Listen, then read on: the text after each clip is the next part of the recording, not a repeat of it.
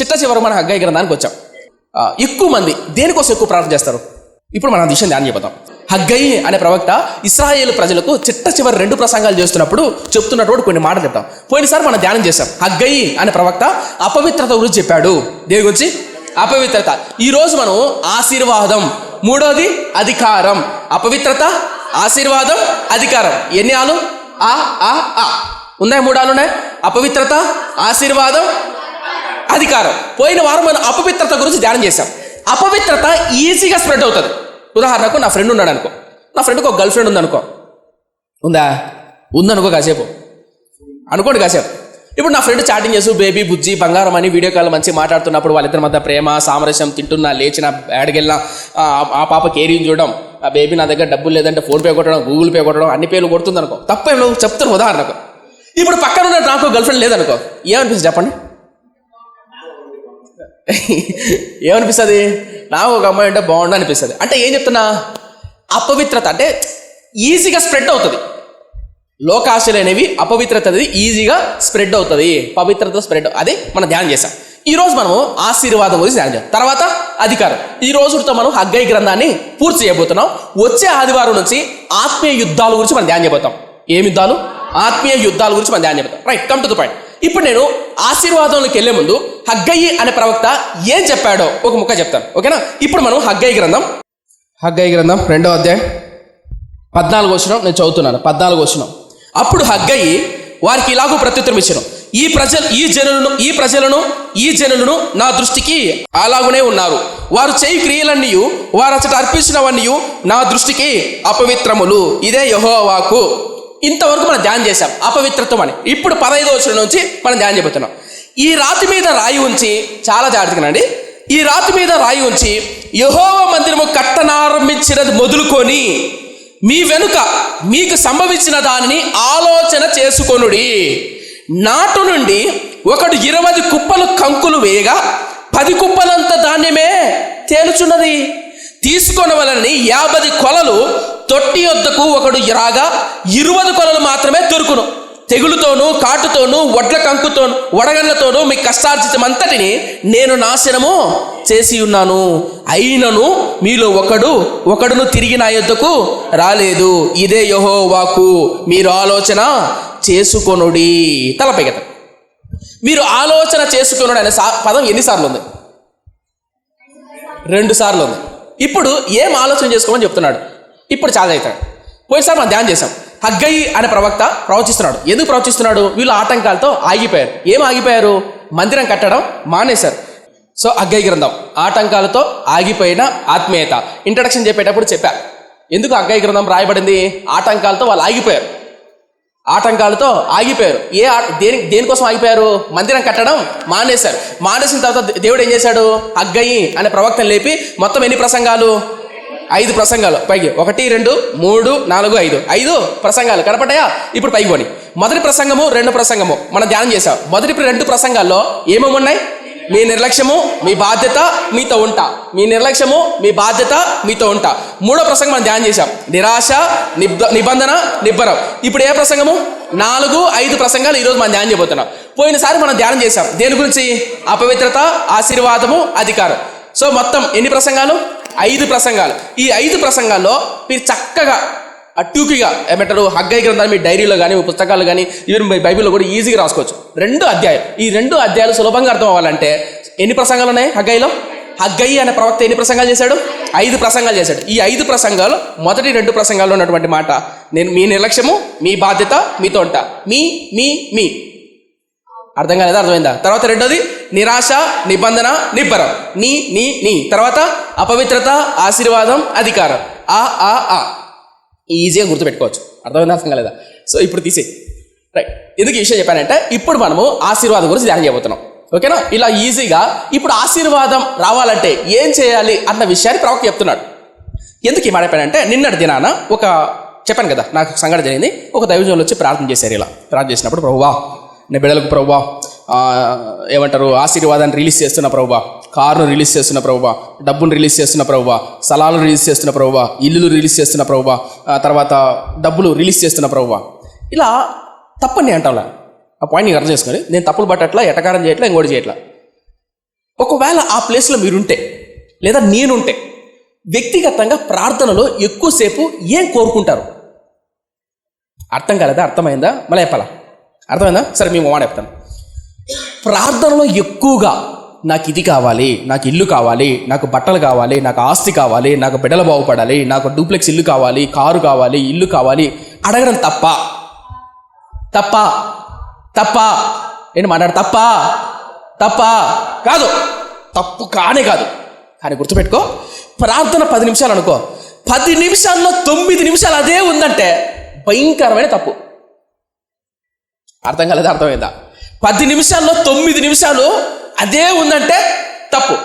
ఎందుకు తప్పు? ఎందుకు తప్పు? ఉదాహరణ వాడేస్తాం. ఒకవేళ మన ప్లేస్లో దావీదు ఉంటే, ఒకవేళ మన ప్లేస్లో భక్తిపరులు ఉంటే, ఒకవేళ సాక్షాత్తు యేసుక్రీస్తు ఉంటే గనక ఏమని ప్రార్థన చేస్తాడు? ఎందుకు ఈ మాట చెప్పానంటే, హగ్గయి అనే ప్రవక్త ఆలోచించుకోనుడి ఆలోచించుకోనుడి అని 2 సార్లు చెప్పాడు. ఎందుకు 2 సార్లు ఆలోచన చేసుకోండి అని చెప్పాడంటే, ఇశ్రాయేలు ప్రజలు మందిరం కట్టుకోకుండా తమ ఇళ్ళు కట్టుకుంటున్నారు. మందిరం కట్టుకోకుండా దేవుని పని, దేవుని చిత్తం నెరవేర్చుకోకుండా ఏం చేసుకుంటున్నారు? వాళ్ళ ఇష్టం నెరవేర్చుకుంటారు. ఎప్పుడైతే దేవుడి చిత్తాన్ని పక్కన పెట్టి మన ఇష్టాన్ని మనం నెరవేర్చుకుంటామో అందులో తృప్తి ఉండదు, అందులో ఆనందం ఉండదు, అందులో సంతోషం ఉండదు. గుర్తుందా? ప్రభు అయిన యేసుక్రీస్తు అంటాడు, మొదట మీరు నా నీతిని, నా రాజ్యాన్ని వెతికినడలా మీకేది అవసరమో అది అనుగ్రహింపబడును అంటాడు. అంటారంట. నా ప్రశ్న, మనం చేసే ప్రార్థనలో దేవుని చిత్తంను ఎక్కువసేపు ప్రార్థన చేసే అవకాశం ఉండాలి. నీ చిత్తం ఏంటి ప్రభువా? నీ ఉద్దేశం ఏంటి ప్రభువా? నా పట్ల నీ ప్రణాళిక ఏంటి ప్రభువా? Come to the point. నేను ఎప్పుడైనా ఎవరైనా ఇళ్ళకి వెళ్ళాననుకో, గృహపడికలు కానీ మీటింగ్స్ కానీ యవనస్తులు ఎవరైనా సరే నా ఫోన్ చేసి ప్రార్థన చేయండి అన్నారనుకో, నేను ఎక్కువసేపు ఏం ప్రార్థన చేస్తాను తెలుసా? ప్రభువా, నీ బిడ్డల చిత్తాన్ని తెలుసుకొని నీ సేవలో, పరిచర్యలో, ఆత్మీయతలో నమ్మకంగా బ్రతికే కృపని ప్రభువా అని అడుగుతా. ఎలా బ్రతకమని? నమ్మకంగా. మచ్చుకు మాడితేనే సొలొమోను ప్రార్థన చేస్తున్నాడు. రాత్రిపూట దేవుడు ప్రత్యక్షమయ్యాడు. సొలొమోనా ఏం కావాలన్నాడు. ఏం అడిగాడు సొలొమోను? జ్ఞానమి ప్రభువా అన్నాడు. ఆ జ్ఞానం కూడా ఎందుకు అడిగాడు చెప్పండి? నా తండ్రికి నువ్వు ఇచ్చిన బాధ్యత. ఆ మాట నాకు నచ్చింది. నా తండ్రికి నువ్వు ఇచ్చే బాధ్యత ఏంటా బాధ్యత? రాజ్యాన్ని. ఆ రాజ్యం యొక్క భారం ఎవరి మీద పడింది?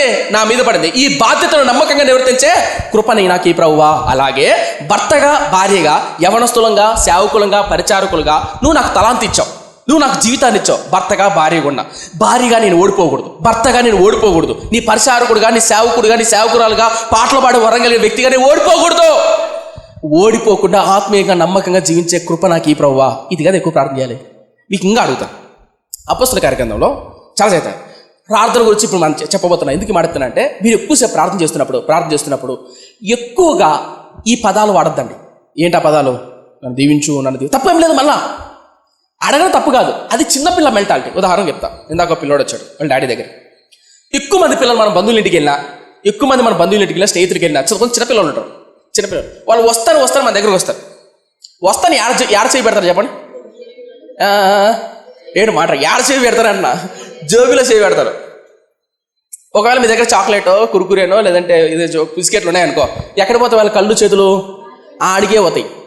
వన్స్ అది చేతులు పడింది అనుకో, వాడు ఆడిపోతాడుగా ఓ మూలం కూర్చొని ఆ పొట్లను చింపుకుంటా, దాన్ని కొరుకుతా, దాన్ని చీలిచ్చా, ఇంకా తినుకుంటా కూర్చుంటాడు. ఒకవేళ డబ్బులు దానికి ఆడిపోతాడు, డబ్బులు పట్టుకొని అత్తే ఇంకా పడి అంగడి వరికెత్తాడు. నా ప్రశ్న మీకేం అర్థద్దా?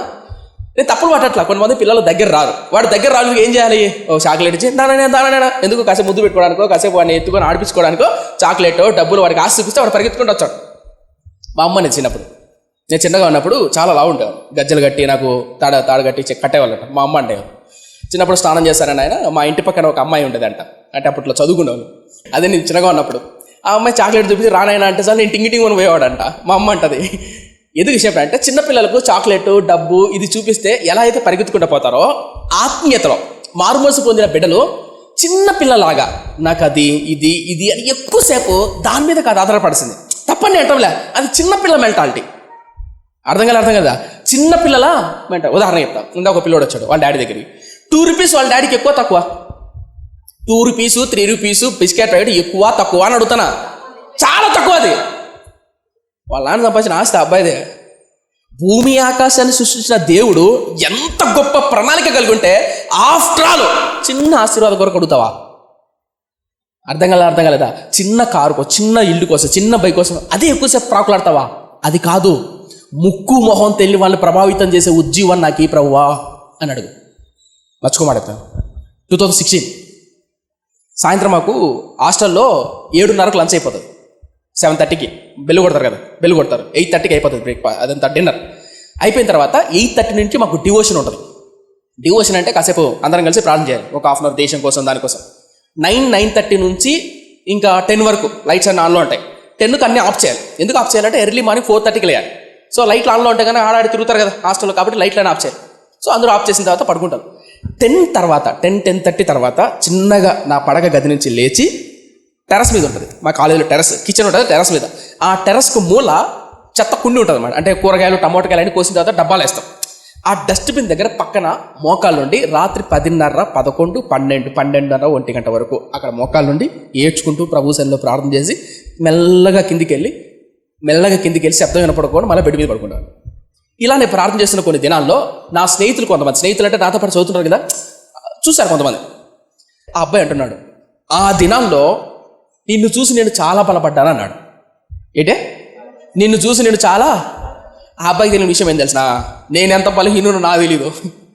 నేను ఎందుకు అక్కడ ప్రార్థన చేసింది తెలుసా, నేను చాలా బలహీనుడిని, యవ్వనస్తుని, నా శరీర కోరికను బట్టి, ఇచ్చను బట్టి జారిపోయే తత్వం కలగాన్ని.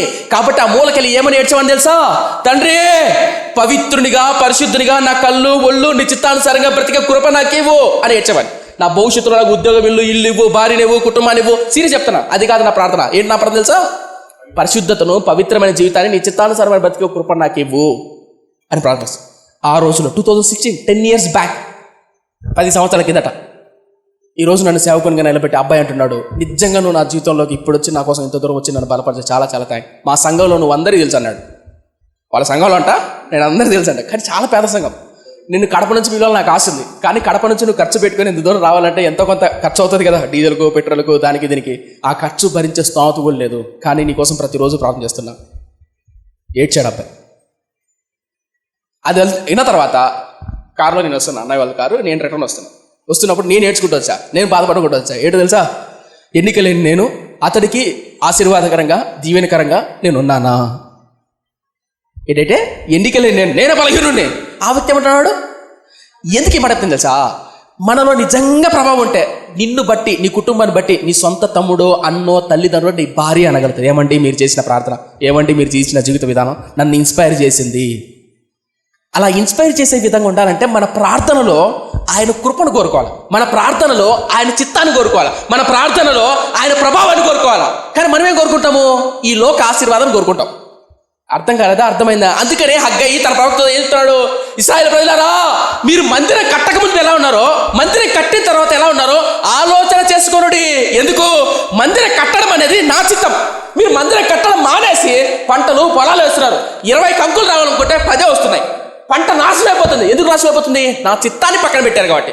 మొదట మీరు నా చిత్తాన్ని చేస్తే ఇక మీదట ఎలా ఉంటుందో తెలుసా, మొదట మీరు నా చిత్తాన్ని చేస్తే ఎలా ఉంటుందో తెలుసా, ఎంత ఆశీర్వాదకరంగా ఉంటుందో తెలుసా. ఇప్పుడు చూడండి, హగ్గయి 2వ అధ్యాయం 18వ హగ్గయి 2వ అధ్యాయం 18వ మీరు ఆలోచన చేసుకోనుడి, ఇంతకు ముందు 9వ నెల 24వ దినము నుండి, అనగా యెహోవా మందిరపు పునాది వేసిన నాటి నుండి మీకు సంభవించిన దానిని ఆలోచన చేసుకోనుడి. అంటే ఏమంటున్నాడు, ఇదో ఇశ్రాయేలు ప్రజలారా ఆలోచన చేసుకోండి. ఎప్పుడైతే మీరు మందిర పునాది వేసిన నెల తర్వాత నుంచి ఇప్పుడు 19వ ఏం జరిగింది, కొట్లలో ధాన్యం ఉన్నదా, ద్రాక్ష చెట్లైనను, అంజూరపు చెట్లైనను, దానిమ్మ చెట్లైనను, ఒలివ చెట్లైనను ఫలించకపోయాను కదా, అయితే ఇది మొదలుకొని నేను మిమ్మును ఆశీర్వదించేదను. రైట్, తలపగదు. ఎప్పటి నుంచి ఆశీర్వదిస్తాడంట, మందిర పునాది వేసిన తర్వాత నుంచి ఏం సాడంట, సంజీవ తేజ నేను విశ్వాసులైన మీరు, ఈ వాక్యాన్ని వింటున్న మీరు ఎప్పుడు దీవింపబడతారు తెలుసా, ఎప్పుడు ఆశీర్వదింపబడతారు తెలుసా, దేవుని చిత్తాన్ని చేసిన తర్వాత, చేస్తూ ఉన్నప్పుడే. దేవుని చిత్తం కొరకు మొగ్గు చూపుతావే, దేవుని చిత్తం చేయాలని, అలా చిత్తం చేయాలని ప్రయత్నం చేసినప్పటి నుంచి ఏం మొదలవుతుంది, ఆశీర్వాదం మొదలవుతుంది. కానీ మనం ఏం చేస్తాము, దేవుని చిత్తం పక్కన పెట్టి మన ఆశీర్వాదం కొరకు, మన దీవెన కొరకు పరుగులు తీస్తాం. అదే చెప్తున్నా, మొదట దేని కొరకు ప్రార్థన చేయాలి, దేవుని చిత్తం చేయుట కొరకు కృప చూపించు ప్రభువా అని ప్రార్థన చేయాలి. నేను ఏ ఇంటికి వెళ్ళినా, ఏ కుటుంబానికి వెళ్ళినా, ఏ విశ్వాసైనా నాకు ఫోన్ చేసినప్పుడు ఇలాగే ప్రార్థన చేస్తాను. ఎలాగా, నీ బిడ్డలు నీ చిత్తానుసారంగా ఆత్మీయంగా బలపరచు ప్రభువా.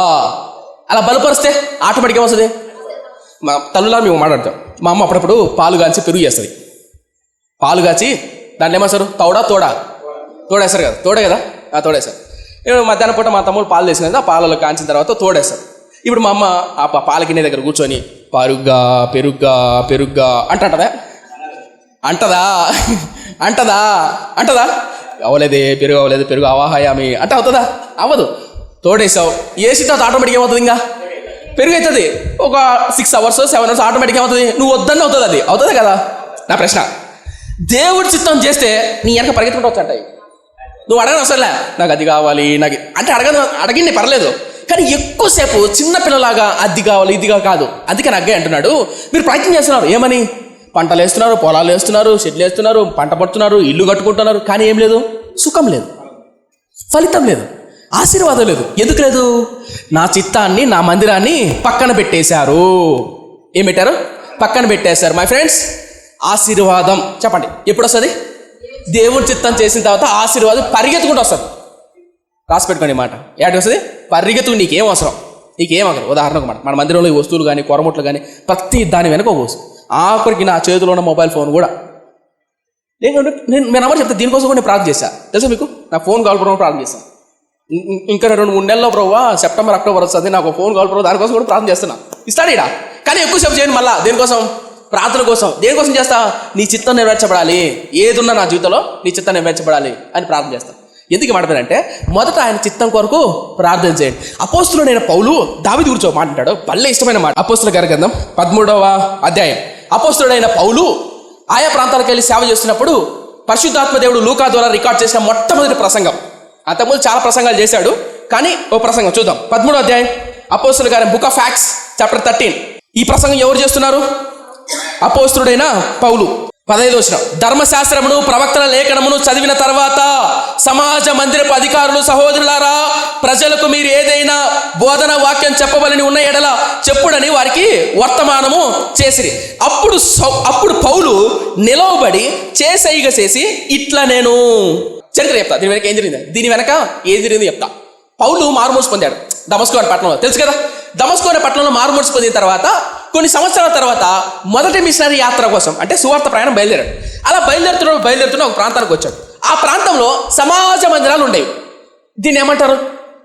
చర్చ్ అంటారు. ఆ పక్క మసీదు ఉంటుంది, ఆ పక్క గుళ్ళు ఉంటాయి. అవునా? యూదులు ఆరాధించేటువంటి మందిరాన్ని లేదా యూదులు ఆరాధించడానికి కూడుకునేటువంటి స్థలాన్ని ఏమంటారంటే సమాజ మందిరము. ఏంటి? హిందువులు ఆరాధించేదాన్ని ఏమంటారు? గుళ్ళు అంటారు. ముస్లిమ్స్ ఆరాధించేదాన్ని ఏమంటారు? మసీదులు అంటారు. క్రైస్తవులు ఆరాధించేదాన్ని ఏమంటారు? చర్చీలు అంటారు. యూదులు ఆరాధించేదాన్ని ఏమంటారు? సమాజ మందిరం అంటారు. ఏమంటారమ్మా? సమాజ మందిరం. ఈ సమాజ మందిరంలో శనివారం కూడుకునేవారు. ఎవరు? యూదులు. అలా యూదులు అందరూ శనివారం కూడుకున్నప్పుడు అప్పుడు పౌలు ఆ ప్రాంతానికి వెళ్తాడు. దేనికి? సువార్త చేయడానికి, సువార్త ప్రకటన చేయడానికి ఆ ప్రాంతానికి వెళ్ళినప్పుడు అప్పట్లో కరపత్రాలు లేవు, అప్పట్లో సోషల్ మీడియా లేదు. వెళ్ళి ఒక ప్రాంతంలో నిలబడి వాక్యం చెప్పేవాళ్ళు. సో మొత్తానికి అయితే వెళ్ళాడు. వెళ్ళిన తర్వాత సమాజ మందిరంలో కూర్చున్నాడు. ఎవరు? పౌలు. అయితే ఆ సమాజ మందిరం కూర్చున్న తర్వాత ఆ కాలంలో సమాజ మందిరంలో ధర్మశాస్త్రంలో ప్రవక్తల లేఖనాలు కొన్ని చదువుతారు. చదివిన తర్వాత ఆ చుట్టాలు చుట్టేసిన తర్వాత పిలుస్తారు సమాజాన్ని. ఏమని? వీళ్ళు ఎవరైనా సరే ఏమైనా చెప్పాలనుకుంటున్నారా అని అన్నప్పుడు పౌలు చేసి ఇప్పుడు పౌలు అక్కడికి వచ్చి ఏం చేస్తున్నాడు? ప్రసంగం చేయడం మొదలుపెట్టాడు. పౌలు ఏమంటాడు చూడండి. ఇప్పుడు 13వ అధ్యాయం 34.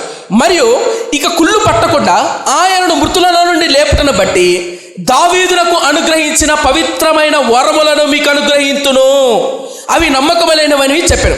కాబట్టి వేరొక కీర్తన యందు నీ పరిశుద్ధిని కుళ్ళు పట్టనివ్వు అని చెప్పుచున్నాడు. తర్వాత లైను చాలా ఇంపార్టెంట్. 36. దావీదు దేవుని సంకల్పం చొప్పున తన తరము వారికి సేవ చేసి డాష్ నిద్రించి అంటే దేవుని సంకల్పం చొప్పున తన తరము వారికి, ఇది చాలా ఇంపార్టెంట్, దేవుని సంకల్పం చొప్పున తన తరము వారికి సేవ చేసి నిద్రించి అనదలేదా? రైట్. ఇప్పుడు నా ప్రశ్న, సేవలో రకరకాల పద్ధతులు, ప్రార్థనలో రకరకాల పద్ధతులు, జీవిత విధానంలో రకరకాల పద్ధతులు ఉంటాయి ఉండవా? ఉదాహరణకు మన చర్చిలో ఒక అక్క నా దగ్గరకు వచ్చి వాళ్ళ కొడుకు ఏ గవర్నమెంట్ జాబ్ కూడా తల్లి ఆశ. కొడుకు ఏంటి? నా గవర్నమెంట్ జాబ్ ఇవన్నీ మనకు సెట్ అవ్వు, నా లైఫ్ స్టైల్ వేరు, నా విధానం వేరని. అర్థం కాదు అన్న, అర్థమైంది అర్థం. నా ప్రశ్న, దేవాది దేవుడు కూడా సంజీవ్ తేజ్ అని నన్ను ఎలా సేవలో ముందుకు నడిపించాలో ఆయనకో ప్లానింగ్ ఉంటుంది. ఉంటుంది. ఇప్పుడు నాకు సపరేట్ ప్లానింగ్ ఉంటుందా? ఉంటుంది. ఇలా సేవ చేయాలి, అలా సేవ చేయాలి నాకుంటాయి. కానీ దేవుడు ఒక్కొక్కరి పట్ల ఒక్కొక్క ప్లానింగ్ ఉంటుంది. అయితే ఆయన ప్లానింగ్ చొప్పున మనం నడవాలి, ఆయన ప్లానింగ్ చొప్పున మనం సేవ చేయాలి. కానీ మనం ఏం చేస్తామంటే పక్క వాళ్ళని చూసి, ఇతరులను చూసి, వాళ్ళని చూసి, వీళ్ళని చూసి వాతలు పెట్టుకుంటాం. ఆయన ఆ సేవకుడు ఇలా చేస్తున్నాడు కాబట్టి నేను అట్లా చేయాలి, వీళ్ళు ఇట్లా చేస్తున్నాడు కాబట్టి ఇలా చేయాలి. నేను ఇన్స్పైర్ అవ్వడం, మాదిరిగా తీసుకోవడం తప్పంటంలే. కానీ దేవుని సంకల్పం చొప్పున బతకడం ఇంపార్టెంట్. అర్థమైందా? నేను ఎందుకు ఈ మాట ఇచ్చానంటే, మన ప్రార్థనలో, మన జీవితంలో, మన జీవితం యొక్క పర్పస్, మన జీవితం యొక్క ఉద్దేశం ఏంటంటే, నా జీవితం ఉంది, నా జీవిత ఉద్దేశం ఎవరు తెలుసు? ఆయనకే తెలుసు. ఇంకొకరు తెలీదు. ఇంకొకరు తెలుసా? తెలీదు. నా జీవిత ఉద్దేశం ఆయనకే తెలుసు. ఈ జీవిత ఉద్దేశం అయిపోయింది, వీళ్ళ జీవిత ఉద్దేశం దేవుడికి తెలుసు. అయితే నా జీవిత ఉద్దేశాన్ని ఎవరి దగ్గర కనుక్కోగలను? దేవుడి దగ్గర మాత్రమే కనుక్కోగలను. ఆ దేవుడి దగ్గరికి వెళ్ళి అడగాలి, ప్రభువా నా పట్ల నీ ఉద్దేశం ఏంటి? ఆ ఉద్దేశం చొప్పున సేవ చేయాలి. కానీ చాలామంది సేవలో ఓడిపోవడానికి కారణం తెలుసా? వాళ్ళ ఇష్టానుసారంగా వాళ్ళు నడుస్తుంటారు. ఉదాహరణ మరి దైవజనులు యేసన్న గారు చేసినట్టు బాక్సింగ్ గారు చేయలేరు, బాక్సింగ్ గారు చేసినట్టు దైవజనులు యేసన్న గారు చేయలేరు, బిల్లీ గ్రహం గారు చేసినట్టు బాక్సింగ్ గారు చేయలేరు, బాక్సింగ్ గారు చేసినట్టు బిల్లీ గ్రహం గారు చేయలేరు. ఒప్పుకుంటారు ఒప్పుకోరు? ఏంటి మాట్లాడరు? అవునా కదా? అంతేగాని వాళ్ళని చూసి నేను అట్టే అవ్వదు. అందుకనే అపోస్తుడైన పౌలు అంటున్నాడు, దేవుని సంకల్పం చొప్పున. ఇంకొక ఆయన చాలా అయిపోయాడు, తన తరము వారికి. తన తరం అంటే ఆ జనరేషన్, సంయుతేజన్ ఉండ, ఈ జనరేషన్లో, ఈ కడప పట్టణంలో, ఈ మారుమూల ప్రాంతంలో, ఈ కొండ కానుకొని నేను ఎలా సేవ చేయాలో, ఎలా పరిచయం చేయాలో, ఎలా నడిపించబడాలో, ఎలా భవిష్యత్తు ఉంటుందో నాకు తెలీదు. నా పట్ల ప్లానింగ్ ఉంటుంది. నా తండ్రికి, నా తల్లి గర్భంలో పిండంగా ఉన్నప్పుడు నన్ను చూశాడు ఆయన. నన్ను చూసి నన్ను ఎన్నుకొని ఆయన ప్లానింగ్ చెప్పు నేను నడవాలి. ఆయన ప్లానింగ్ చెప్పు నేను నడవాలంటే నేను ఎవరి మాట వినాలి? ఆయన మాట వినాలంటే నేను ఎవరితో గడపాలి? ఆ దేవుడితో గడపాలంటే ఏం చేయాలి? ప్రార్థన చేయాలి. ప్రార్థన చేయాలంటే ప్రార్థనలో ఏం అడగాలి? నీ చిత్తమేంటో తెలియజేయ ప్రభువా అని అడగాలి. ఆయన చిత్తమేంటో తెలియజేస్తే ఆ చిత్తానుసారంగా మనం జీవితంలో యాత్రలో కొనసాగుతాం.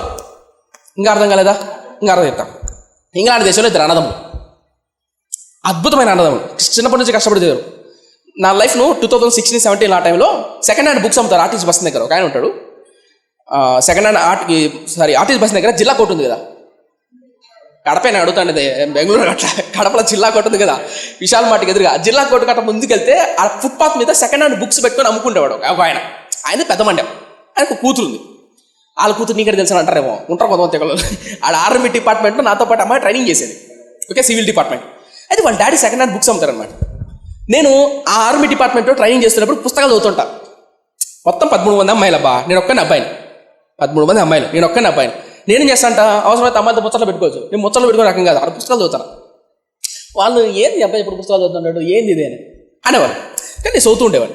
భక్తిపరుని కాసుమా, మారు మనసు పొందాను కాబట్టి ఆ భయం వచ్చింది నాకు. మళ్ళీ చెప్తాను, నేనేదో నీతి మందుని అనుకునేవాళ్ళు కాదు, మారు మనసు పొందాను కాబట్టి ఆ భయం. సరే పుస్తకాలు చదువుతున్నప్పుడు ఆ పక్కన ఉన్న అమ్మాయి చూసింది, ఏంది ఆ పుస్తకం అది ఇదే చూసింది. ఇట్లా చెప్పాను నేను, ఇట్లా క్రైస్తవుని, ఇటు దేవుడు నమ్ముకున్నాను, అది ఇదని చదువుతాను. సరే అమ్మ ముస్లిం అనమాట. మా డాడీ ఇట్లా సెకండ్ హ్యాండ్ బుక్స్ అమ్ముతారు, నీకు కావాలా అని. మన బుక్ అంటే ఇస్తాం కదా, పట్రా అని చెప్పాను. అయితే డబ్బు ఖర్చు అవుతుందా లేదు, సర్లే పట్రా ఇస్తానని చెప్పిన. సంవత్సరం అవుతుంది, సరే అని చెప్పి ఇసుకొచ్చి అలా ఇచ్చుకున్నప్పుడు నా మొట్టమొదటిసారి నేను చదివిన పుస్తకం బిల్లీ గ్రహం గారి జీవిత చరిత్ర. రోడ్డు మీద ప్లాట్ఫామ్ మీద సెకండ్ హ్యాండ్లో ఆ జిల్లా కలెక్టర్కి కొంచెం ముందుకు పోతే అక్కడ ప్లాట్ఫామ్ మీద టెంకాయలు అమ్ముతుంటారు. హరిత హోటల్ ఎస్పీ బంగ్లా ఉంది కదండి, దానికి ఆపోజిట్లో అప్పుడు పుస్తకాలు పెట్టింటారు ఆయన. ఇప్పుడు పెడతానో లేదు తెలీదు, ఒక 2016-17 ఆ టైంలో పెట్టేవారు ఆయన. సెకండ్ హ్యాండ్లో ఫస్ట్ నేను చదివి బిల్లీ గ్రహం గారి పుస్తకం ప్లాట్ఫామ్ మీద. అలా చదువుతున్నప్పుడు మరొక పుస్తకం చదివా, నన్ను బాగా ఇన్స్పైర్ చేసిన పుస్తకం. ఆ పుస్తకంలో ఇద్దరు అన్నతమ్ములు, చాలా పేద కుటుంబం, ఇద్దరు అన్నతమ్ములు. వాళ్ళు ఒక ఫ్యాక్టరీలో పనిచేసేవాళ్ళు. ఫ్యాక్టరీలో పత్తి ఉంటుంది తెలుసా, పత్తి. ఆ పత్తితో కాటన్ గుడ్డలు తయారు చేయడం చేస్తారు కదా. ఈ పత్తిని గుడ్డలు మిషన్లు పెట్టినప్పుడు, ఫ్యాక్టరీలో పెట్టినప్పుడు ఫ్యాక్టరీలో సౌండ్ వస్తుంది. ఏ ఫ్యాక్టరీకి వెళ్ళినా సౌండ్ రాకుండా ఉంటుందా? సౌండ్, మిషన్లో సౌండ్ వచ్చేది కదా, వస్తుంది. వచ్చిన తర్వాత ఆ సౌండ్ చేస్తున్న శబ్దాల మధ్య కొన్ని సందర్భాల్లో ఫ్యాక్టరీలో ఏమంటారు పీరియడ్ టైం ఉంటుంది. అంటే ఏంటంటే షిఫ్ట్ ప్రకారం ఉంటుంది, morning shift, second shift, second third, అట్లా షిఫ్ట్ ప్రకారం చేసేవారు. కొన్ని సందర్భాల్లో వీళ్ళ ఆర్థిక కుటుంబ పరిస్థితిని బట్టి ఎక్కువసేపు పనిచేయాల్సి వస్తుంది. ఎక్కువసేపు పనిచేయాల్సి వచ్చినప్పుడు చదువుకోను, ఆత్మను ఉజ్జీవింపజేసుకునే శక్తి లేదని చెప్పేసి అప్పుడు ఆ అబ్బాయి వయసు 12-13 ఏళ్ళు. 12-13 ఏళ్ళ వయసు కలిగిన కుర్రోడు ఆ మిషన్ల మధ్య పత్తి దూది చెవులో పెట్టుకొని బైబిల్ చదివేవాడు. అర్థం కలగాలి. 119వ కీర్తన చూడకుండా చెప్తాడు. అలా 12 ఏళ్ల వయసులో వాక్యాన్ని చదువుతూ మిషన్ల మధ్య ఖాళీ సమయంలో బైబిల్ చదువుతూ తన గుండెల్లో వాక్యాన్ని నింపుకొని చదువుతూ, పని చేసుకుంటూ, వాక్యాన్ని నింపుకుంటూ, ఆత్మీయంగా ఎదుగుతూ, అలా ఎదుగుతూ 25 ఏళ్ళు వచ్చాయి. అన్న తమ్ముళ్ళు ఇద్దరు డాక్టర్లు అయ్యారు. డాక్టర్లు అయ్యారంటే ఎదవలా పొరంబోగులా మంచోళ్ళ? అర్థం కదా? ఎంత కష్టపడి చదివింటే ఆ స్థాయికి వచ్చింది చెప్పండి.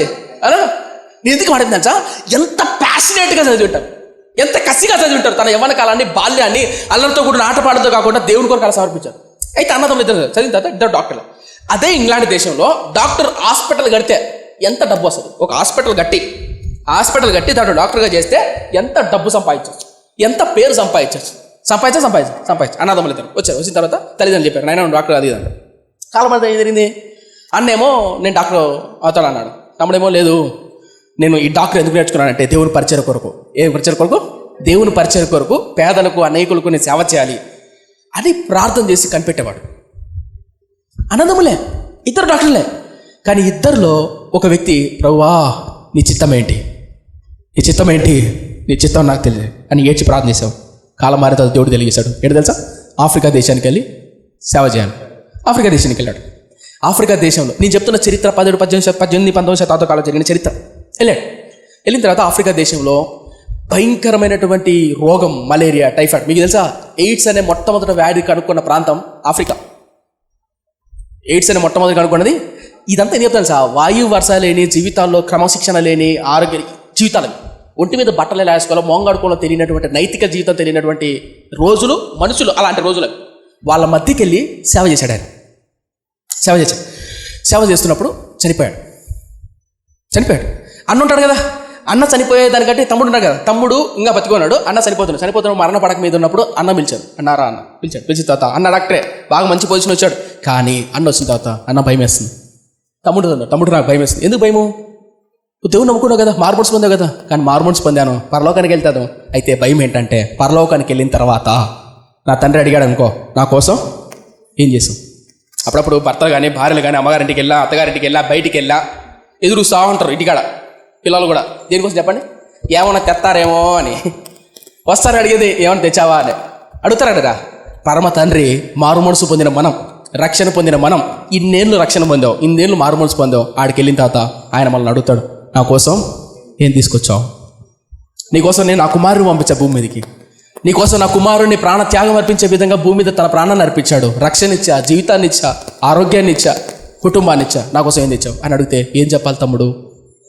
నువ్వేమో అద్భుతంగా దేవుడు సమర్పించుకొని సేవ చేసి అనేక ఆత్మలను సంపాదించావు, నేను ఒట్టి చేతులు వెళ్తున్నాను అని భయంకరంగా మరణ పడక మీద ఉన్నప్పుడు ఏడుస్తున్నాడు.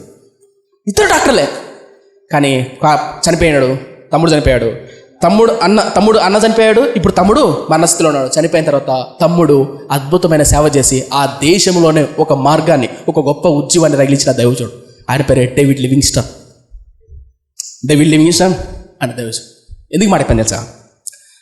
దేవుని చిత్త ప్రకారం బతకడం వేరు, నీ ఇష్టానుసారంగా బతకడం వేరు.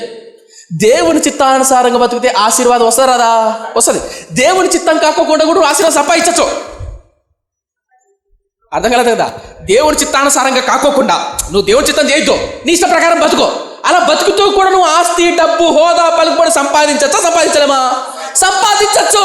కానీ తృప్తి ఉండదు, కానీ అందులో ఆనందం ఉండదు, అందులో సంతోషం ఉండదు, అందులో బాధ, వేదన, శాపం, తెలియని భయం, ఆందోళన, కలవరం. ఎప్పుడైతే నువ్వు దేవుని చిత్తంలో ఉంటావో అది పూరి గుడిసైనా, పచ్చడి మెతుకులైనా తెలియని ఆనందం, ధైర్యం. ఆనాడు వారు పూరి గుడిసెల్లో ఉన్న ధైర్యంగా సేవ చేయాలి. కారణం ఏం తెలుసా? దేవుడు తోడున్నాడని. ఈరోజు డేవిడ్ లివింగ్స్టన్ మీరు ఆఫ్రికా దేశానికి వెళ్తే ఆయన పేరు మీద కొన్ని వాటర్ ఫాల్స్ కానీ అద్భుతమైన పుస్తకాలు చదువుతున్నప్పుడు నా బ్లడ్ బాయిల్ అయ్యేది. నన్ను ఇన్స్పైర్ చేసిన దైవజనుడు డేవిడ్ లివింగ్స్టన్. ఈరోజు అనేక మంది చూపించాడు, ఇప్పుడు మామూలు తిరిగి వచ్చింది ఆయన డేవిడ్ లివింగ్స్టన్. ఎందుకు పడకండి తెలుసా? దేవుడి చిత్తానుసారంగా కనుక్కోవడానికి ప్రార్థన చేయండి. మీ ప్రార్థనలో ఎక్కువగా ఏమున్నది తెలుసా? తండ్రి నీ చిత్తం. మేము ఇంకో మాట, ఒక తండ్రికి 2 బిడ్డలు ఉన్నారు. ఒక తండ్రికి 2 బిడ్డలు. తండ్రి బాగా కష్టపడి చిన్నప్పటి నుంచి నా బిడ్డలు బాగుండాలని బాగా ఆస్తి సంపాదించి వృద్ధాప్యానికి వచ్చారు. వృద్ధాప్యానికి వచ్చిన తర్వాత బిడ్డలు 2 వచ్చారు. ఆ 2 బిడ్డలు ఒకడు వచ్చి, నాన్న ఎప్పుడు పోతావో తెలీదు, యాడికి తండ్రి మా ఇద్దరికి ఆస్తి పత్రాలు ఏమైనా ఉంటే సంచి పెట్టేసేయి అని అంటున్నాడు. సరే, మొత్తానికి తండ్రి కూడా ఆస్తి పంచి ఇచ్చాలనే పిలిచాడు. పిలిచిన తర్వాత ఇద్దరికి రాసిన తర్వాత మొదటవాడు ఆస్తి రాసుకుని వెళ్ళిపోయాడు. రెండోవాడు తండ్రిని అడుగుతాడు, తండ్రి ఈ ఆస్తి గురించి నాకు ఎలాగో వస్తుందో నాకు తెలుసు, ఈ ఆస్తి నాకు ఎలాగో వస్తుందని నాకు తెలుసు, ఈ ఆస్తి పక్కన చిట్ట చివరిగా నీకేమైనా కోరుకుందా? నీకేదైనా చూడాలందా? నీకేమైనా ఆశ ఉందా? నాతో చెప్పు నాన్న, నీ ఆశ ఏంటో నేను తీరుస్తా అని రెండో కొడుకు అడిగాడు. మొదటి కొడుకు ఆస్తి పట్టుకెళ్ళి వెళ్ళిపోయాడు. రెండో కొడుకు నీ ఆశ ఏంటో చెప్పునానా, నీ కోరిక ఏంటో చెప్పునానా, నీ కోరిక నేను తీరుస్తా. ఆస్తి నాకు వస్తుంది, నీ అడకపోయి నువ్వు ఇస్తావు, అది వేరే విషయం. నీ ఆశ లేదు. ఇప్పుడు చెప్పండి, ఈ ఇద్దరిలో ఏ కొడుకు మీద చూస్తే తండ్రికి కన్నీళ్ళు ఆనంద బాష్పాలతో ఆనందపడతా చెప్పండి? రెండోవాడు. ఎందుకు మాట్లాడింది తెలుసా? దేవుడు దీవిస్తాడు. నువ్వు వ్యాపారం చేసినా, ఉద్యోగం చేసినా, కష్టపడతా, ఆస్తి వస్తుంది కాదంటలే. కానీ తండ్రి చిత్త ప్రకారం ఆస్తిని తండ్రి చిత్త ప్రకారం చేయాలన్న కోరిక ఎంతమందికి ఉంది? హగ్గయి అదే చెప్తున్నాడు. ఏమని? ఇశ్రాయేల్ ప్రజలారా, మందిరం కట్టుకోకుండా మీ ఇష్టం వచ్చినట్టు మీరు చేశారు. మీ ఇష్టం వచ్చినట్టు మీరు చేశారు. సంపాదించారు లేదా? సంపాదించారు, కానీ తృప్తి లేదు, నాశనం అయిపోయింది. కానీ గుర్తుపెట్టుకో, మందిరం కట్టిన నాటి నుండి మీ ఆస్తి ఏమైంది? దీంపబడదు, ఆశీర్వాదకరం అని చెప్పడం వల్ల. సో మై ఫ్రెండ్స్, సంగమా, దేవుడి సన్నిధిలో, దేవుని మందిరంలో ఒక ప్రార్థన అడుగుతాం. ఏంటి? తండ్రి, నువ్వు నన్ను ఎలాగో ఆశీర్వదిస్తావు. ఆశీర్వదించడా? సంజీవ్ తేజ నాకు జనరల్గా అడుగుతాను. నిన్న చెప్పాను కదా, ప్రార్థనలు ఎక్కువసేపు అది ఉంది. ఒకవేళ నన్ను ఎవరైనా అడిగారు అనుకో, అన్న మీకోసం ఏమైనా ప్రార్థన చేయమంటారు అని. పౌలు కూడా అడుగుతాడు సంఘానికి, సంగమా నా కోసం ప్రార్థన చేయండి అని అంటాడు. పౌలు అడుగుతాడు. అడగరా? ఏమని అడుగుతాడు తెలుసా? నేను ధైర్యంగా వాక్యం ప్రకటించినట్లు నా కోసం ప్రార్థన చేయండి, ధైర్యంగా దేవుని కొరకు నిలబడినట్లు అని. ఎందుకు? రోమీలు అప్పుడు చంపుతా ఉంటారు, రక్తసాక్షులు చేస్తూ ఉంటారు రోమీలు, కాబట్టి నా కోసం ప్రార్థన చేయండి అని అడుగుతుంటాడు. ఎవరు? పౌలు. నాకు రథ చక్రాలను, లేదంటే కద్దర చొక్కాలను, ఏంటి పులి చర్మాలను, చొక్కాలను నా కోసం ప్రార్థన చేయండి దేవుడు ఇచ్చేలా అని ఏమైనా ప్రార్థన చేశాడా? లేదు. ధైర్యం కోసం ప్రార్థన చేశాడు. దేవుడి కొరకు నిలబడే శక్తి ఇవ్వడం కొరకు ప్రార్థన చేయడు. నేను కూడా మిమ్మల్ని అడుగుతాను తెలుసా, ఉపవాస ప్రార్థనలో కానీ జనరల్గా నా ప్రార్థన అంశం ఎవరైనా సేవకుల దగ్గరికి వెళ్ళినప్పుడు కానీ ఎక్కడైనా సరే నాకన్నా పెద్దవాళ్ళు సేవకులు కానీ ఎవరైనా కనపడితే ఏం అడుగుతాను తెలుసా? అయ్యా ప్రార్థన చేయి. ఏమని ప్రార్థన చేయమంటారు బాబు? కారు కావాలన్నా, ఇల్లు కావాలన్నా ఇస్తాడు నా దేవుడు, ఇస్తాడు ఇడా అంటే ఇస్తాడు. కానీ నా ప్రార్థన, దేవుడు నాకు అప్పగించిన బాధ్యత సంఘాన్ని నమ్మకంగా పోషించాలి. ఎలా పోషించాలి? నమ్మకంగా పోషించాలి. తల్లిదండ్రులు కొన్ని సందర్భాల్లో కడుపు మార్చుకోరైనా సరే, వ్యాపారాలు చేసో, ఉద్యోగాలు చేసో, టయానికి భోజనం టైం లేకపోయినా కూడా కష్టపడి ఉద్యోగాలు చేసి డబ్బు తీసుకొచ్చి పిల్లలు పోషిస్తాం. అలాగే కాపరిగా ఉపవాసాలు ఉంటూ నా సంఘాన్ని నేను నమ్మకంగా పోషించుకోవాలి. వాక్యం మీదే సంఘాన్ని కట్టుకోవాలి, వాక్యంలో ఎదగాలి, ఆయన చిత్త ప్రకారం బతకాలి. ఇది నా ప్రార్థన. ఒకవేళ ఎవరి దగ్గరికి వెళ్ళి నాతో పాటు యవ్వనస్తులు, మనం చెప్పాను కదా, మిర్యాల గుడికి వెళ్ళాను, నాతో పాటు సేవ చేసిన, నా వయసే, పెళ్ళయింది, నాకంటే ఒక సంవత్సరం పెద్ద ఉంటాడేమో, పెళ్ళయింది, 2 బిడ్డలు. ఏం ప్రార్థన చేసింది తెలుసా? ఆయనకు సెకండ్ హ్యాండ్ బైక్ ఉంటుంది, సెకండ్ హ్యాండ్ డొక్కు బైక్. ఆ బైక్లో వచ్చాడు ఆయన. ఎవరు? ఫస్ట్ ఇప్పుడు నేను ప్రార్థన చేయాలనుకుంటే, ప్రభు కొత్త బైక్ ప్రభువా, చేయొచ్చా చేయకూడదా? చేయొచ్చు. దానికంటే ముందు నేను ఏమని ప్రార్థన చేసింది తెలుసా? ప్రభువా, ఎన్ని కష్టాలు వచ్చినా నీ బిడ్డ నీ చిత్తాన్ని వదిలిపెట్టకూడదు, నీ హస్తాన్ని వదిలిపెట్టకూడదు. కారు ఉన్నంత మాత్రం కష్టాలు రావా చెప్పండి? కొత్త బైక్ ఉన్నంత మాత్రం కష్టాలు రావైంది? డూప్లెక్స్ ఇల్లు అంత మాత్రం అనారోగ్యం రాదైంది? వస్తాయి, అవి వస్తా ఉంటే అత్తగారింటికి వచ్చినట్టు. అవి కాదు, ఎన్ని జరిగినా నీ చిత్తం వదిలిపెట్టకూడదు. అది ప్రార్థన. అది ఎక్కువ అడగాలి మనం, దాన్ని గట్టి పట్టుకోవాలి. చిన్న పిల్లలాగా తండ్రి జోబీలో ఉన్న రూపాయికి, ₹10 ఐస్ ఏమంటారు, ₹5 5 స్టార్ చాక్లెట్ కోసం, కిట్ క్యాట్ చాక్లెట్ కోసం కాదు, తండ్రి చెయ్యి పట్టుకో. అంటే తండ్రి చెయ్యి పట్టుకో. నాకు తెలిసిన ఒక అమ్మాయి పెళ్ళయింది. ఒకసారి మా ఫ్రెండ్కి ఫోన్ చేసింది, అన్న నువ్వన్నా చెప్పినా మా ఇంటానికి రమ్మని అని. డాడీకి అది క్రిస్మస్ సీజన్, డిసెంబర్ మాసం, క్రిస్మస్కి బట్టలు కొంటాం కదా, షాపింగ్ వెళ్తాం కదా, షాపింగ్ వెళ్తాం.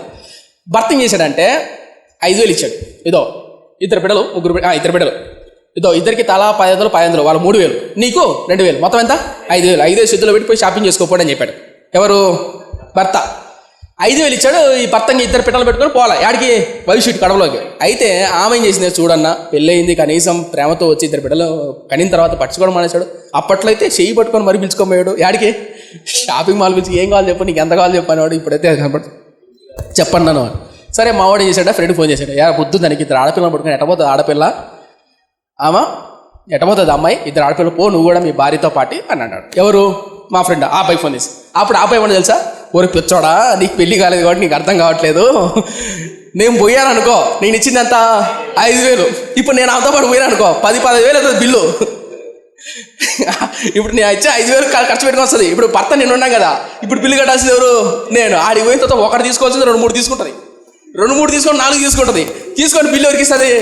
నాకు ఇస్తుంది. అదే ఆయన చేతులు 5,000 పెట్టానుకో, ఆడలేదు తెలియాలి చెప్పనా, 5,000 ఖర్చు పెట్టరు, 4,000 ఖర్చు పెట్టి ₹1,000 అని కలుసుకుంటారు. తెలుసా మీకు? 5,000 ఇస్తే వాళ్ళు షాపింగ్ వెళ్ళారనుకో, 5,000 4,000 ఖర్చు పెట్టుకొని 1,000 రూపాయలు వెనకేసుకుంటారు. అదే భర్తతో పోయినా అనుకో 5,000 కాస్త 10,000 అవుతుంది. ఎందుకు ఏమాడిపోయానంటే, భర్త ఉన్నప్పుడు నా ధైర్యం నా భర్త కడతాడన్న ధైర్యం ఏ విధంగా అయితే స్త్రీలకు ఉంటుందో, నా తండ్రి ఉన్నాడు అనే బిడ్డలకు ఏ ధైర్యం ఉంటుందో, నా దేవుని తోడు నాతో ఉంది అని ఒక క్రైస్తవుడికి ఉంది అనుకో, ఆఫర్లు కారు కావాలా, ఆఫరాలు చిన్న చిన్న కాదు, ఎక్కడికి పోయినా దాన్ని నువ్వు స్వతంత్రించుకుంటావు. అర్థం కాలేదు, అర్థమైందా? మోషే అది అడుగుతాడు, నువ్వు రాకపోతే మేము పోం ప్రభువా, నువ్వు రాకపోతే మేము అడుగు వేయం. పక్కన కొంతమంది ఉన్నారు, మోషే ఇటైతే అయ్యేది పని పాపదాం అన్నారు, వాళ్ళు నరికి చేతిలో పెట్టారు తలకాయలు. దేవుడు లేకపోతే చేయలేము. అందుకు మనం అడగాల్సింది ఏం తెలుసా? నీ చిత్తం, నీ తోడు. కార్లు, ఇళ్ళు, ఆరోగ్యాలు, అనారోగ్యాలు వస్తూ ఉంటాయి, బట్టలు వస్తాయి, దీవిస్తాడు తప్పకుండా. దాని బిడ్డలు దీవిస్తాడు, ఆశీర్విస్తాడు, ఎవరెత్తాడు, డజంట్ మ్యాటర్. గుర్తుందా యేసుక్రీస్తు 12 మంది శిష్యులు? ఎప్పుడు మర్చిపోకండి, యేసుక్రీస్తు భూమి మీద ఉన్నప్పుడు చేసిన ప్రార్థన ఒక అధ్యాయం అంతా ఉంటుంది. యోహాను సువార్త 17వ అధ్యాయంలో యేసుక్రీస్తు చేసిన ప్రార్థన అంతా ఉంటుంది. అక్కడ ఉంటుందా? మీరు ఇంటికి వెళ్ళి చదవండి, టైం లేదు కాబట్టి. అక్కడ ఏమిటి తెలుసా? యేసుక్రీస్తు ఎక్కడ కానీ నాకు అది ఇది కాదు, తండ్రి నీ బాగుంటుంది, చదువు ఒకసారి, బాగుంటుంది. యోహాను సువార్త 17వ అధ్యాయం చదువు. అది ఒకటి చదివి ముగిచేద్దామే. యోహాను సువార్త 17వ అధ్యాయం, యోహాను సువార్త 17వ అధ్యాయం, పేజీ నెంబర్ 98, కొత్త నిబంధన గ్రంథంలో ఉంటుంది, పేజీ నెంబర్ 98, 17వ అధ్యాయం మొదటి చదువుతున్నాను. యేసు ఈ మాటలు చెప్పి ఆకాశం వైపు కన్నులెత్తి ఇట్లనెను. ఆకాశం వైపు కన్నులెత్తి ఇలా అన్నట్టు ఏం చేస్తున్నాడు? ఇప్పుడు యేసు ప్రార్థన చేస్తాడు. చూడండి, తండ్రి నా గడియ వచ్చుచున్నది, ఏంటే నా గడియ వస్తున్నది, నీ కుమారుడు నిన్ను మహింపరచినట్లు నీ కుమారుడిని మహింపరచుము, నీవు నీ కుమారుడికి ఇచ్చిన వారందరినీ ఆయన నిత్య జీవము అనుకునేది. 4వ వచనం చాలా చేయాలి. అంటే ఇప్పుడు యేసుక్రీస్తు ఏం చేస్తున్నాడమ్మా? ప్రార్థన చేస్తున్నాడు. యూదులకు ఒక ఆచారం ఉంటుంది, ఎవరు తలపై ఎత్తరా, నేను చెప్తాను. ఏం చదివినా అర్థం కాదు, ఇప్పుడు తాళపత్రం చదువుతున్నారు చెప్తారు. యేసుక్రీస్తు నిలబడి, యూదులకు ఒక ఆచారం ఉంటుంది, యూదులు ఎక్కువ నిలబడి ప్రార్థన చేస్తారు తెలుసా? యూదులు ఎక్కువగా నిలబడి ప్రార్థన చేస్తారు. యేసుక్రీస్తు కూడా నిలవబడి, అది చిట్ట చివరి దినాలు, ఇంకా కొన్ని రోజుల్లో యేసుక్రీస్తును సిలువ వేయబడతారు. అలా యేసుక్రీస్తు తల కన్నులు పైకెత్తి, నా ప్రశ్న, కన్ను తెరుచుకుంటారా మూసి ఉంటారా? కన్నులు ఇప్పుడు నా ప్రశ్న, ఎందుకు ఈ ప్రశ్న అడిగితే మళ్ళీ టాపిక్ డైవర్ట్ అయిపోతుంది అని దీని గురించి ఎప్పుడన్నా మాట్లాడుకుందాం. ప్రార్థన ఎలా చేయొచ్చు, ఏ భంగిమ వల్ల చేయొచ్చు, అది వేరే టాపిక్, ఎప్పుడన్నా ధ్యానం చేద్దాం. యేసుక్రీస్తు నిలబడుకొని కన్నులు పైకెత్తి అనందు, రైట్? చూడండి, యేసు ఈ మాట చెప్పి ఆకాశం వైపు కన్నులెత్తి ఇట్లనెను. ఆకాశం వైపు కన్నులు ఎత్తి అంటే కన్ను తెరిచా మూసా? ఇప్పుడు ముందాక మూసాను, ప్లేట్ మార్చేసాం మా వాళ్ళు. కన్నులు ఎత్తి అంటే కన్నులు తెరిచా మూసా? కళ్ళు తెరిచే ఆకాశం వైపు చూసి తండ్రి అంటే, ఇప్పుడు కళ్ళు తెరిచాడా మూసున్నాడా? సరే, ఇప్పుడు కళ్ళు తెరిచి ప్రార్థన చేయొచ్చా చేయకూడదా? చేయొచ్చు. మరి ఎందుకు మనం కళ్ళు మూస్తాం? ఏమో ఆకేందరు, నువ్వు మూసావు కాబట్టి మేము మూసినావు, మూయకపోతే మూయ కళ్ళు అంటావు కాబట్టి ఎందుకు వచ్చిన కర్మలో మూసావు అంటారేమో. ఎందుకంటే ఇక్కడ డైవర్ట్ అయిపోతాం. ఇప్పుడు కళ్ళు తెరిచి ప్రభువా తండ్రి స్తోత్రం అనుకో, వాడు తుమ్ముతాంటాడు, దగ్గుతాంటాడు, ఏకాగ్రత ఉండదు. అదే ఒంటరిగా ఉన్నావు అనుకో, కళ్ళు తెరిచి ఏం ప్రార్థన చేస్తూ, నిలవడగానే ప్రార్థన చేస్తావు, అది వేరే విషయం. దాని గురించి ఎప్పుడైనా మాట్లాడతాం. Come to the point. యేసు ప్రార్థన చేస్తున్నాడా లేదా? చేస్తున్నప్పుడు ఈ 17వ అధ్యాయం అంతా ప్రార్థన. ఈ ప్రార్థనలో యేసుక్రీస్తు ఏం అడగాల? నాకు ఇల్లు కావాలా, ఆస్తి కావాలి, కారు కావాలి. అప్పట్లో BMW కారు లేదు కదా, ఉదాహరణ. ఎందుకు అడుగుతానంటే ఆశీర్వాదాలు అడగాలి ఆయన. ఏమంటారు చూడండి, 4వ వచనం చాలా చాలా చాలా ఇంపార్టెంట్. సాక్షాత్తు భూమి మీద యేసుక్రీస్తు ఉన్నప్పుడు చేసిన ప్రార్థన. 4వ వచనం, చేయుటకు నీవు నాకు ఇచ్చిన పని నేను సంపూర్ణము నెరవేర్చి భూమి మీద నిన్ను మహిమపరచుతని. తండ్రి, లోకము పుట్టక మునుపు నీ యొద్దకు నాకు ఎలాంటి తలప కదా. ఆ 4వ వచనం చూసారా? చేయుటకు నీవు నాకు ఇచ్చిన పని ఉందా లేదా? రైట్, ఒకటి సలపగెదరా. యేసుక్రీస్తుకు ఒక పని అప్పగించి ప్రభు అయిన దేవాది దేవుడు భూమి మీద పంపించాడు. ఎవరిని? యేసుక్రీస్తుని. ఎందుకు పంపించాడు? ఒక పని చేయమని పంపించాడా లేదా? ఆ పని చేయాలని ఇప్పుడు సంకల్పం. ఆ పని చేశాడా లేదా? యేసు చేశాడు. అదే అంటున్నాడు. అలాగే సంజీవ తేజాన నన్ను, అలాగే వాక్యం వింటున్న నిన్ను ఒక్కొక్క ప్రణాళికతో దేవుడు పంపించాడు. ఆ ప్రణాళిక చొప్పున పని చేసి చనిపోయేటప్పుడు చిట్ట చివరి దినాల్లో, తండ్రి నువ్వు నాకు అప్పగించిన పని చేశానయ్యా, నువ్వు నాకు ఇచ్చిన సంఘాన్ని నమ్మకంగా పోషించానయ్యా, కాపాడుకున్నాయా, నువ్వు నాకు ఇచ్చిన భార్య అన్న ధర్మాన్ని, భర్త అన్న ధర్మాన్ని తల్లిగా నమ్మకంగా చేశానయ్యా అని ధైర్యంగా ప్రార్థన చేసే శక్తి మనకుందా? అలా చేయలేకపోతే ఓడిపోతాం. ఎంతోమంది భర్తకు తెలియకుండా భార్య తెలియకుండా భర్తలు, రహస్యమైన పాపాలు, రహస్యమైన ఫోన్ కాల్. ఒకప్పుడు జనరేషన్ వేరండి. ఒక 20 ఏళ్ళ కిందట, 30 ఏళ్ళ కిందట పల్లెల్లో కానీ ఎడన ఊర్లో కానీ అక్కర సమాధానం అంటే ఒక పెద్ద గగనం. ఇప్పట్లో లేదు. ఇన్స్టాగ్రామ్లో, సోషల్ మీడియాలో, ఫేస్బుక్లో, వాట్సాప్లో భయంకరమైన పాపం పెట్టడైపోతుంది. There are bold and options ఉన్నాయి ఇప్పుడున్న జనరేషన్. పాపం చేయడానికి, తప్పు చేయడానికి. భర్త అట్ట పోవడం ఆలస్యం, లేదా భార్య అట్ట నాకు తెలిసిన కన్నా భార్య కోవిడ్కి వెళ్ళి కష్టపడుతుంటే, భార్య కోవిడ్కి వెళ్ళి కష్టపడుతుంటే ఇక్కడ ఇచ్చలవిడు తిరుగుతూ అక్రమ సంబంధాలు, తాగుడు, వ్యసనాలకు బానిసైపోయి విచిత్రమైన తెలుసా దేవుని నమ్ముకున్న వాళ్ళ వల్ల. ఎందుకు మాడిపోయింది తెలుసా? దేవుని చిత్తానుసారంగా బతకపోతే ఇప్పుడు బాగానే ఉంటుంది. ఇప్పుడు ఆరోగ్యం ఉంది, ఒళ్ళు ఉంది కాబట్టి సుఖపడవచ్చు, ఎంజాయ్ చేయొచ్చు. ఒక రోజు కొడితే అట్ట కొట్టడు. కాబట్టి ఆ శిక్ష రాకముందే ప్రభు పాదాలు పడుకో, నన్ను క్షమించు ప్రభు, ఇన్నాళ్ళు నీ చిత్తానుసారంగా బతకలేదు, ఇక ముందైనా నీ చిత్తానుసారంగా బతికే కృపని ప్రభువా. ప్రార్థనలో ఎక్కువగా ఏమడుగుతారు? ఇప్పుడు చెప్పండి, ఏమడుగుతారు? మెచ్యూర్గా ప్రార్థన చేయండి. ఎలా ప్రార్థన చేశారు? మెచ్యూరిటీలో అది కావాలి. అడగతంటలో మళ్ళా ఇప్పుడు నేను అడుగుతా, నా పెళ్లి కావాలని అడుగుతా పరిచయం కొరకు, తప్పేం లేదు. కానీ ఎక్కువ ఏముండాలా? దేవుని చిత్తం, నీ ఆత్మ, నీ ప్రభావం, నీ సన్నిధి, నీ ప్రేమ, ఇవి అడుగుతా. మీకు గుర్తుందా? పరలోక ప్రార్థన ఉందా? పరలోకమందున్న మా తండ్రి, నీ నామం పరిశుద్ధపరచును గాక, నీ రాజ్యం వచ్చును గాక, నీ చిత్తం నెరవేర్చినట్లు మా అడిగిన ఆహారము నేడు మాకు దయచేయము, మా రోజులు మీకు క్షమించినట్లు మా రుణం. రైట్. ఇందులో మా అడుగుతున్న ఆహారం అనేది ప్రార్థనలో ఎన్ని లైన్లు ఉంది? మా అనుదిన ఆహారం అని ఎన్ని లైన్లు ఉందంటనా? అదే మనమైతే మా అనుదిన ఆహారము ఈ రోజుకి, పొద్దునికి, రేపుడికి, పోయిన సంవత్సరం, వచ్చే సంవత్సరం, అదే ఉంటుంది మన ప్రార్థన అంతా. ఏసి చెప్పడచ్చా?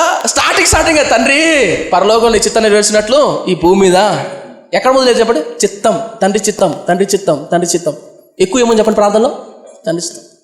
ఈరోజు ప్రార్థన చేసేటప్పుడు దయచేసి ఎవరైనా మీ బంధువులు కానీ స్నేహితులు కానీ వెళ్ళారనుకో, ఒక రోగంతో బాధపడుతున్నాను అనుకో, మిమ్మల్ని ఎవరైనా పిలిచారనుకో, అక్క మా బంధువు ఒక ఆయన ప్రార్థనలో ఆ అనారోగ్యంతో బాధపడుతున్నారు, వెళ్ళి ప్రభువా స్వస్థపరిచిన తర్వాత BMW కారు, బెంజు కార్లు, రోల్స్ రాయిస్ కారు కాదు ప్రభు, అట్లా చేయకండి, అతి చేయకండి. తండ్రి ఈ వ్యాధి ఎందుకు వచ్చిందో నీ చిత్తాన్ని గ్రహించే కృపనివ్వు, మారు మనస్సు, నీ ఆత్మ రక్షణలో పొందే కృపనివ్వు, స్వస్థపరచు, సాక్షికరణలు పెట్టు. ఇది తర్వాత ఆటోమేటిక్ ఇస్తాడు ఆయన. ఈడ అంటనా ఇస్తాడు. కానీ చాలామంది క్రైస్తవులు మోసపోతున్నారు. ఇక మీదటి నుంచి ప్రార్థనలో అడుగుతారా? చివరిగా అధికారం, హగ్గయి అనే గ్రంథంలో చిట్ట చివరిది అధికారం గురించి మాట్లాడుతున్నాడు. ఇప్పుడు చిట్ట చివరిది. ఇప్పుడు మనం ఏం ధ్యానం చేసాం? అపవిత్రత ధ్యానం చేసాం. ఇప్పుడు ఆశీర్వాదం ధ్యానం చేసాం. ఇప్పుడు అధికారం. ఆశీర్వాదం ఎప్పుడు వస్తుంది? దేవుని చిత్తం చేస్తే ఆటోమేటిక్గా సూపర్. ఇప్పుడు చిట్ట చివరిది ఏది? అధికారం. ఇప్పుడు చూద్దాం 20వ వచనం. మరియు 6వ నెల 24వ దినమున యెహోవాకు హగ్గయికి మరలా ప్రత్యక్షమై సెలవిచ్చినదేమనగా. హగ్గయి మొత్తం ఎన్ని ప్రసంగాలు చేశాడు? 5 ప్రసంగాలు. మొదటి ప్రసంగం, రెండో ప్రసంగం, మూడో ప్రసంగం ధ్యానం చేశాం. ఇప్పుడు 4వది అయిపోయింది. ఇప్పుడు 5వ ప్రసంగం. ఈ 5వ ప్రసంగం అదే రోజు చేశాడు. ఏందా? మొదటి ప్రసంగానికి రెండో ప్రసంగం నెల గ్యాప్ ఉంటుంది. ఇప్పుడు నేను ఈ ఆదివారం ప్రసంగం చేశాను, మళ్ళీ ఎప్పుడు చేస్తా? వచ్చే ఆదివారం చేస్తా. అవునా? అంటే ఎంత గ్యాప్ ఉంది? 6 రోజులు గ్యాప్ ఉంది. కానీ ఇప్పుడు హగ్గయి ప్రవక్త 2 ప్రసంగాలు ఒకే రోజు చేస్తున్నాడు. అంటే ఇప్పుడు ప్రసంగం చేశాడు, మళ్ళీ వెంటనే ఇంకో ప్రసంగం చేస్తున్నాడు. అలా చేస్తూ ఇప్పుడు ఎవరికి ప్రసంగం చేస్తున్నాడు అంటే ఇశ్రాయేలు జనులు అందరికీ కాదు. ఎవరికి? ఇప్పుడు చూడండి ఎవరి కోసం చేస్తున్నాడు. ఒక వ్యక్తికి మాత్రమే చేస్తున్నాడు. 20వ వచనం. మరియు ఆ నెల 24వ దినమున యెహోవాకు హగ్గయికి మరలా ప్రత్యక్షమై సెలవిచ్చినది అనగా, యూదా దేశపు అధికారియగు జెరుబ్బాబేలుతో ఇట్లనెను.